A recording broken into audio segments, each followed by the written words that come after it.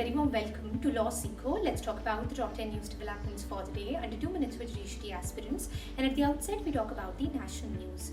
Now, first of all, let's talk about a development from the world of finance. So, the Union Finance Minister, as also the Minister of Corporate Affairs, Nirmala Sitharaman, she is leading the Indian delegation of officials from the Ministry of Finance, and this is at the 58th edition of the annual meeting of Board of Governors of the Asian Development Bank being held in Milan, Italy from 4th to 7th of May. Moving on, now let's talk about a very interesting development. So there is a fintech company which is Hyderabad based, and the name of this fintech company is Goldsikka Private Limited. It has unveiled an AI powered gold minting ATM in a trailblazing move to set up transforming landscape of gold transaction in India. Next is a very important development coming from Jharkhand. So the Jharkhand government has recently finished collecting data on the population of other backward classes from all districts of the state to determine reservations for OBCs in urban local bodies. Now this data collection, it is a part of the first step of the triple test in the 3-step guideline which was laid down by the Honorable Supreme Court back in the year 2021 in the case of Vikas Kishan Rao versus the state of Maharashtra to ensure that OBC reservations in local bodies are determined in a fair and constitutional manner.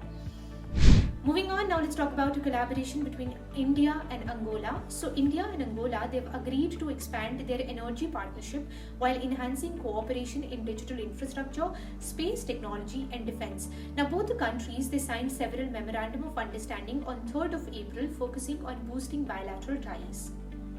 Now let's proceed and talk about a development pertaining to Karnataka, where the ancient group of temples and monuments in Lakkundi and the surrounding areas in Karnataka built during the Kalana Cholakya period, it is being finalized for inclusion in UNESCO's tentative list of World Heritage Sites. Now these monuments, please understand, are located in the Gadag district of Karnataka.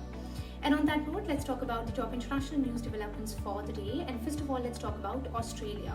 So Anthony Albanese, he has won a historic re-election as Australia's Prime Minister in the 2025 general elections.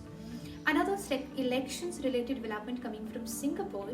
So Singapore's ruling People's Action Party, it extended its 66-year term or rule and secured another landslide victory in the general elections.